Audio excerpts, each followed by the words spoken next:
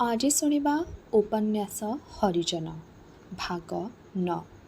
ଔପନ୍ୟାସିକ ଗୋପୀନାଥ ମହାନ୍ତି। ସକାଳ। ଅଘରବାବୁ ଦାନ୍ତ ଘଷୁଥାନ୍ତି। ବୁଲି ବୁଲିକା ଘଡ଼ିଏ ବେଳ ଯାଏ ବ୍ରସ୍ ଧରି ଦାନ୍ତ ଘଷୁଥିବା ଏକ ପ୍ରକାର ଅଭ୍ୟାସ। ବେଳ କଟିଯାଏ, ହାଲୁକା ଲାଗେ। ଏହି ସମୟ ଯେତେବେଳେ ରୁଣ୍ଡରୁ ଦାନ୍ତଘଷା ଧଳାଫେଣ ବାହାରିଲା ଅବସ୍ଥାରେ ଅମ୍ବିଲା ମନରେ ନାନା ଧାରଣା ଆସେ। ରାତିର ସ୍ୱପ୍ନ ଓ ଦିନର ପହିଲି ଆଲୁଅ ଏକାଠି ହୋଇ ଏକ ପ୍ରକାର ନୂଆ ଚେତନା ଦେହକୁ ଭାର କରିଦିଏ। ଚା'ର ବାମ୍ଫ ସଙ୍ଗେ ସଙ୍ଗେ ସେ ମିଳିଯାଏ, ପୁଣି ପୁରୁଣା କତ ଫେରିଆସେ। ମେହେନ୍ତ୍ରାଣୀ ଝାଡ଼ୁ ମାରୁଛି। ପୋଚକା ନଳାରୁ କନ୍ଦ ବାହାରୁଛି। ସବୁଦିନ ପରି ମୁହଁ ପୋତି ଚଞ୍ଚଳ ଚଞ୍ଚଳ କାମ କରି ଯାଉଛି ମଣିଷଟା। ମଝିରେ ମଝିରେ କାମ ଉପରୁ ପାଟି ଦିଅ ପାଣି, ଆଉ ଖପର ଖପର ଝପର ଝପର। ଅଘରବାବୁ ମେହେନ୍ତ୍ରାଣୀ ଉପରେ ଦୃଷ୍ଟି ଖଞ୍ଜିଦେଲେ। ବୟସ କହିହେବ ନାହିଁ, 40ରୁ 50 ଯେତେ। ମୁଖା ପରି ମୁହଁ, ହାଡ଼ୁଆ ଫାଳିଆ। ସେଥିରୁ ମନର ଭାବ ଜାଣିବା ଅସମ୍ଭବ। ହାତ କାମ କରୁଛି। ଚାରିଗୋଡ଼ିଆ ହେଲା ପରି ହାମୁଡ଼େଇ ପଡ଼ି ମଣିଷଟା କେବଳ ବୁଲି ଯାଉଛି। ସେ ମୁହଁରେ ରସ ନାହିଁ, ସେ ମୁଣ୍ଡକୁ ତେଲ ନାହିଁ। କଳା କୋଚଟ ଲୁଗା ଅଷ୍ଟଚିରା। ଶୁଖିଲା ଦେହର ନଇଁ ପଡ଼ିଥିବା ଦରିଦ୍ରପଣ ନୀରବରେ ଭେକ ଦେଖାଇ ବୁଲୁଛି। ସେ କି ଆଶା ରଖେ ନାହିଁ କି କିଛି ମାଗୁ ନାହିଁ। ସେ ଜାଣେ କେହି ତାକୁ ପ୍ରଶଂସିବେ ନାହିଁ, କେହି ତାକୁ ଆହା କରିବେ ନାହିଁ। ଭଦ୍ର ମଣିଷର ସମାଜର ମୂଲ ତୌଲକୁ ସେ ସ୍ୱୀକାର କରେ ନାହିଁ। ଗୌରବର ବଢ଼େଇ କରେ ନାହିଁ। ଦୀପତଳ ଅନ୍ଧାର ଭିତରେ ନିନ୍ଦାସ୍ତୁତି ନୀତିର ବାହାରେ କେବଳ ନୀରବ କର୍ମୀଟିଏ ସବୁଦିନିଆ। ଭାବନା ପୁଣି ନୂଆ ଦିଗ ନେଲା। ତା'ର କ'ଣ ଇତିହାସ ନାହିଁ? ସବୁଦିନେ କ'ଣ ଏମିତି ଥିଲା ସେ? ବିଧାତା ମାଟି ମେଞ୍ଚାକ ହାତରେ ବଳି ବଳି ଗଢ଼ିଥିଲା ମେହେନ୍ତ୍ରାଣୀ ମୂଳହୁଁ ବେଳସୁ। ତା'ର ଜୀବନ ପିଲାଦିନୁ ଏ ଯାକେ ପିଠିଆଡ଼େ ତା'ର ସଂସାର। ଯେଉଁଠି ତା' ମୁହଁକୁ ଚାହିଁ ରହିଥିବେ ହାତ ତଳିଆ କେହି, କିଏ ତାକୁ ଭଲ ପାଉଥିବେ। କେଉଁଠି ତା'ର ବି ହେଲେ ଅଧିକାର ଥିବ, ତା'ର ସମସ୍ୟା। ମଣିଷ ଗଢ଼ାରେ ବିଘ୍ନ ଘଟିଲା। ଯଶୋଦା ତା'ର ବିକୃତ ଗଳାରେ ଗର୍ଜନ ଛାଡ଼ୁଛି, କିଲୋ ଆଖି ଫୁଟି ଯାଇଛି କି? ଏଠି ନଳାରେ ମେଞ୍ଚାଏ ରହିଛି, କାମ ସରି ଆସୁଛୁ ନା ଠକି ଆସିଛୁ? ତୁନି ହୋଇ ମେହେନ୍ତ୍ରାଣୀ ଝାଡ଼ୁ ବୁଲେଇ ନେଲା। ହଇଲୋ ଠାପଇ, ହେଇ ଦେଖ ପଛରେ କେତେ ମେଞ୍ଚା ମେଞ୍ଚା ଛାଡ଼ି ଦେଇ ଗଲୁ। ଆରେ ବେଲେରେ ଭଲ କାମ କରୁଛି ଯଶୋଦା। ଯାଉଛି। ମେହେନ୍ତ୍ରାଣୀ ଅଟକି ରହିଲା। ଧଇଁସଇଁ ହେଲା। କେଡ଼େ ଶୁଖି ଯାଇଛି ସେ। କ'ଣ ବେମାର ଥିବ? ପାଣିଖିଆ ବତାଫଳା ଏପରି ହାତଟେ ବଢ଼େଇ ପିଠିରୁ ଟାଣି ନେଇ କ'ଣ ଟିକିଏ ଆଣି ପାଟିରେ ପକେଇଲା। ଅଘୋରବାବୁ ମମତା ଲଗାଇ ନରମ ହୋଇ ଡାକିଲେ, ମେହେନ୍ତ୍ରାଣୀ। ମୁଣ୍ଡ ଟେକି ଚାହିଁଲା। ବେମାର ଥିଲୁ ବୋଧେ, ଶୁଖି ଯାଇଛୁ? ବେମାର ପଡ଼ିଥିଲି। ପୁଣି ସେ ଛାଞ୍ଚୁଣି ଚଳେଇଲା। ଶୁଣ ମେହେନ୍ତ୍ରାଣୀ, ସେ ଅଟକୁ ନାହିଁ। ଆରେ ଶୁଣୁନୁ, ଦି'ପଦ ସୁଖ ଦୁଃଖ ହେବା। ଠିଆ ହେଲା। ମୋ ସାଙ୍ଗେ କି ସୁଖ ଦୁଃଖ ବାପୁ? ବୁଢ଼ୀ ହାଡ଼ି ଲୋକ, ତମେ କେତେ କର ଆମେ କେତେ କର। ତୁ ଜାଣିଛୁ, ଛୁଆଁ ଅଛୁଆଁ ଉଠି ଯାଇଛି।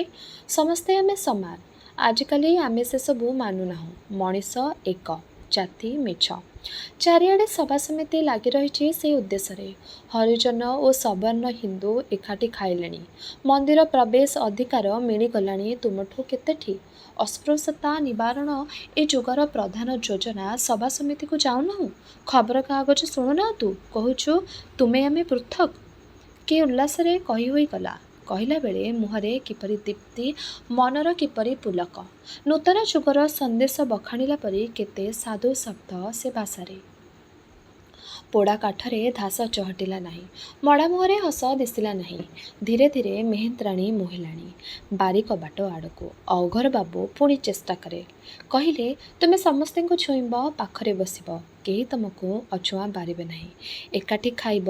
ତୁମେ ଆଉ ଉଚ୍ଚ ଜାତି ଦେଉଳ ଯିବ। ଏସବୁ କ'ଣ ଭଲ ହେବ ନାହିଁ? ବୋଲି ପଡ଼ିଲା ସେ। କହିଲା, କିଏ କହୁଛି ଏ ମିଛ କଥା? କାହାର ଦିନ ସରୁ ନାହିଁ ଯେ ସେଇଥିପାଇଁ କାହାର ଗରଜ ପଡ଼ିଛି ଆମକୁ ଛୁଇଁବ। ଖାଲି ଛୁଇଁ ପକେଇଲେ ଘର ଅଜାଡ଼ି ଦବ ନା ପେଟ ପୁରିଯିବ? ନୁଖୁରା ମୁଣ୍ଡକୁ କେହି ଛୁଇଁବେ ନାହିଁ ବାବୁ। କେହି ପାଖରେ ପୂରେଇବେ ନାହିଁ। କିଏ ଭାତ ଦେବ ଏତେ ଜାତିଙ୍କ ସାଙ୍ଗେ ଏକାଠି ଖାଇବାକୁ? ପେଟ ଧନ୍ଦାରେ ତ କଲବଲ। କାହାକୁ ବେଳ ମିଳିବ ଦେଉଳକୁ ଯାଇ ଦିଅଁ ବୁଝିବାକୁ? ବଡ଼ ଲୋକଙ୍କ ଭିଆଣ ସବୁ କଥା ବାବୁ। ମଣିଷ ଉପାସରେ ମରୁଥିଲେ ବି ଟାପରା ଲଗେଇଦେବେ। କ'ଣ କହିଲୁ?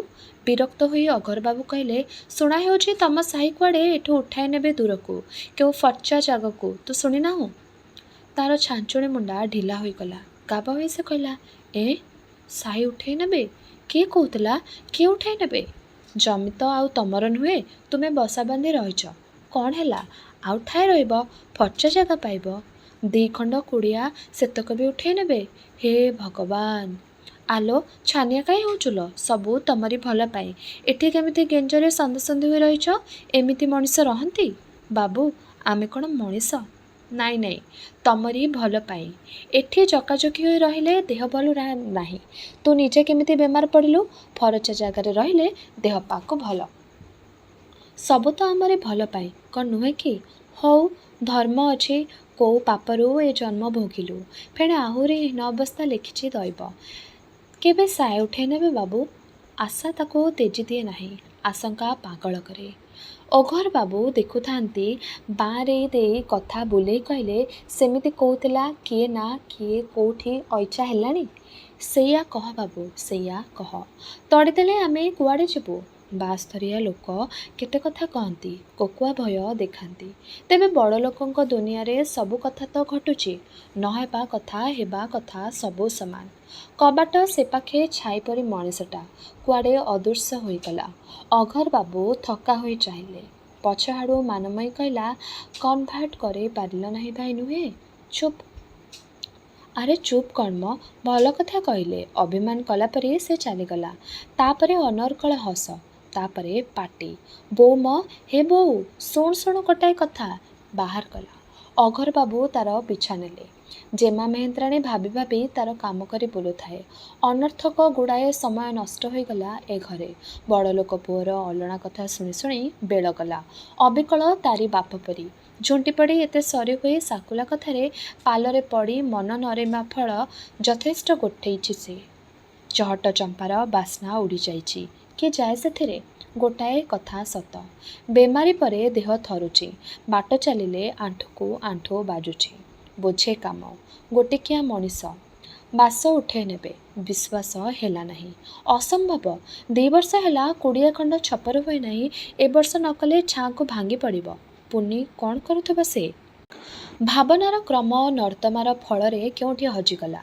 ପାଇଖାନା କାମ ସାରି, ନାଳି କାମ ସାରି, ମୁଣ୍ଡ ଉଠେଇଲା ବେଳକୁ ମୁଣ୍ଡ ଉପରେ ସୂର୍ଯ୍ୟ। ଘରେ ଭାତ ନାହିଁ। କାଳି ମାଗିଯିବାରୁ ସାହି ମୁଣ୍ଡର ଦୋକାନୀ ଖେଙ୍କି ଗୋଡ଼େଇଥିଲା। ପାଦ ଘୋଷାରି ଘୋଷାରି ଗୋଟିଏ ଗୋଟିଏ ହୋଇ ଚାଲିଲା ଘର ମୁହାଁ। 7 ଦିନ ପୁନି ଅଟକି ରହିଛି। ଆପଣା ଭିତରେ ଘୋର ପରିବର୍ତ୍ତନ। ମନ ବଦଳି ଲାଗିଛି। ନୂଆ ଅଭାବ, ନୂଆ ଆକାଂକ୍ଷା, ଭାବନାର ଜୁଆର। ନିଜକୁ ଚାହିଁ ନିଜକୁ କଳି ଆଶ୍ଚର୍ଯ୍ୟ ଲାଗୁଛି। ପୁରୁଣା କଥାରୁ ମନେ ପଡ଼ିଯାଉଛି, ନୂଆ କଥା ପଡ଼ୁଛି ଆଖିରେ। କାନ ପାତଳ, ଆଖି ସତେଜ।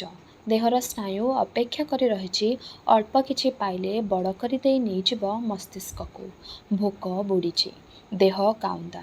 ଯେଉଁ ଦେହ ଅଛି କି ନ ଅଛି ବୋଲି ଅନୁଭୂତିରେ କେବେ ଗାର ଟାଣି ନଥିଲା, ଏବେ ମନର ପ୍ରତି କନ୍ଦି ବିକନ୍ଦିରେ ତାହାରି ପ୍ରଭାବ। ମନ ଉପରେ ତାହାରି ବୋଝ।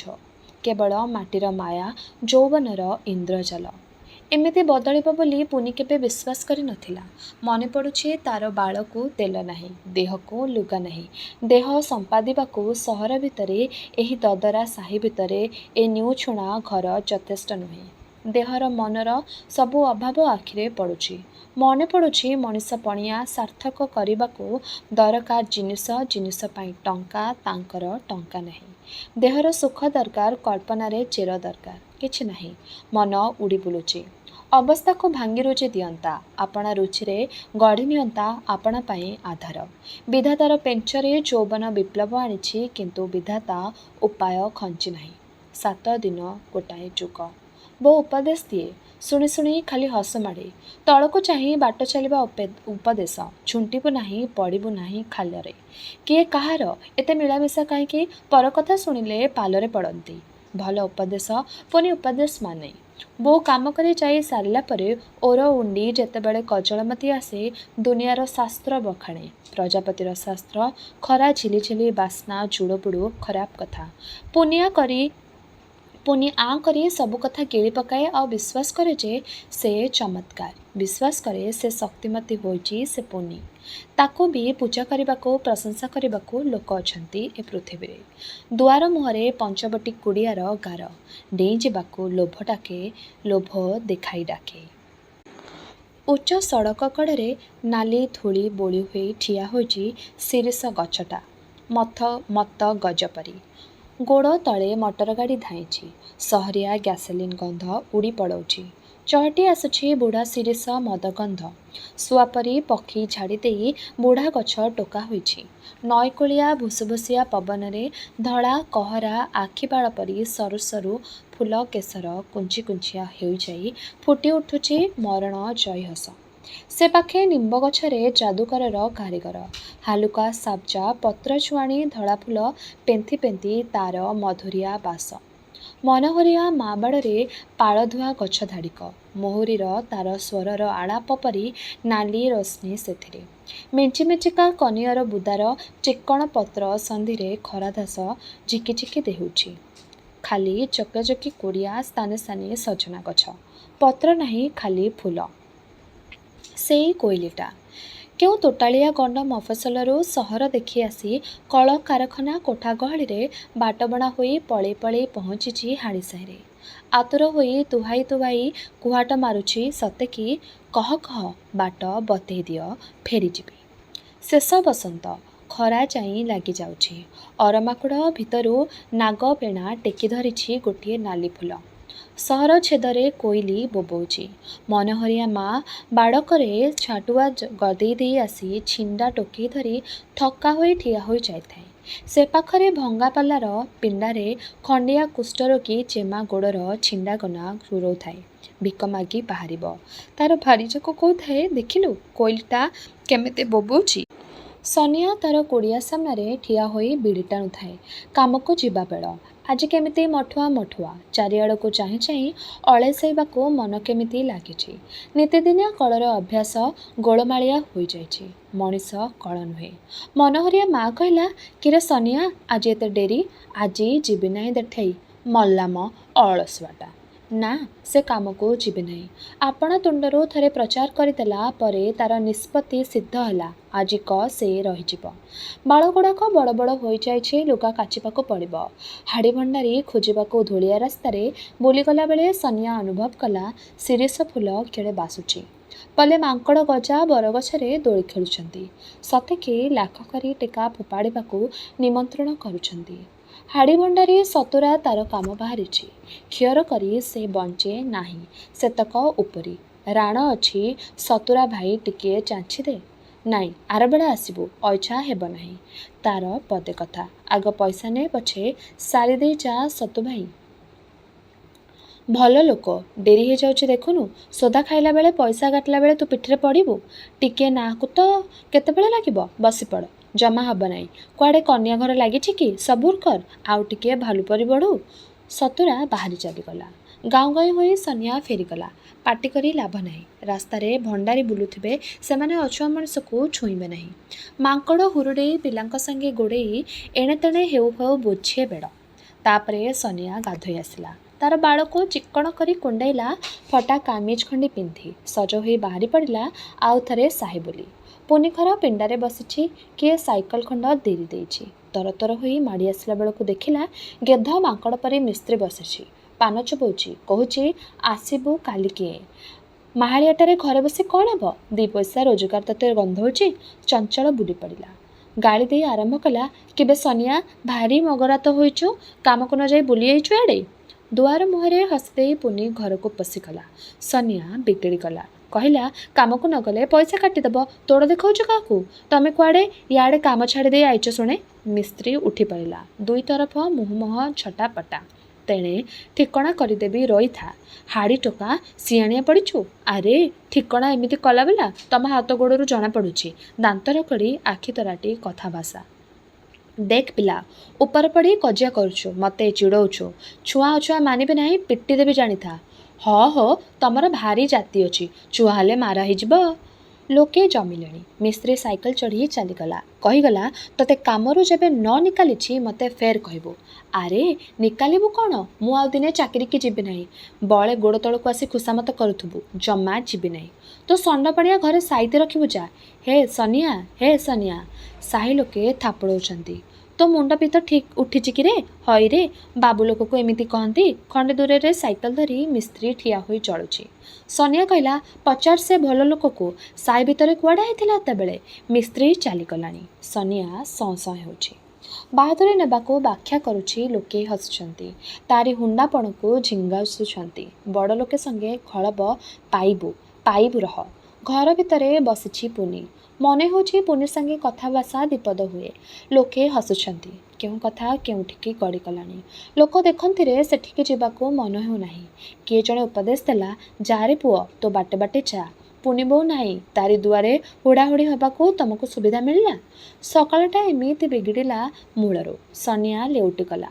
ମନରେ ଏତିକି ସାନ୍ତ୍ୱନା ଯେ ରାତିରେ ସେହି ମଶାଣିର ଦୃଶ୍ୟର ପ୍ରସ୍ତୁତ ନେଲା ଭଳି ତାର ମୁହଁରେ ମିସ୍ତ୍ରୀବାବୁ ବେଜମାନ ପାଇଯାଇଛି। ଘରେ ପହଞ୍ଚିଲା ବେଳକୁ ରାଗଟା ତରଳି ତରଳି ଅଭିମାନ ଯାକେ ଆସିଲାଣି। ପେଟ ପୋଷିବାକୁ ଆଉ କ'ଣ ଉପାୟ ନାହିଁ? ହାତଗୋଡ଼ ଅଛି, ଦେହରେ ବଳ ଅଛି, ବୟସ ଅଛି। ଏଡ଼େ ବଡ଼ ସହର, ଏତେ କାମ। ବିଧାତା ପରି କ'ଣ ଛଞ୍ଜା ହେଇଛି ତାର ଶରୀର ପାଇଁ ଯେ କେବଳ ମଇଳା କାମ ଛଡ଼ା ଆଉ ସବୁଥିକୁ ସେ ନିପାରକ? ଗୁମ୍ ହୋଇ ପିଣ୍ଡାରେ ବସି ପଡ଼ିଲା। ଫମ୍ପା ଘର ଛିଗୁଲଉଛି। ସାମ୍ନାରେ ଦୁନିଆର ଜଞ୍ଜାଳ।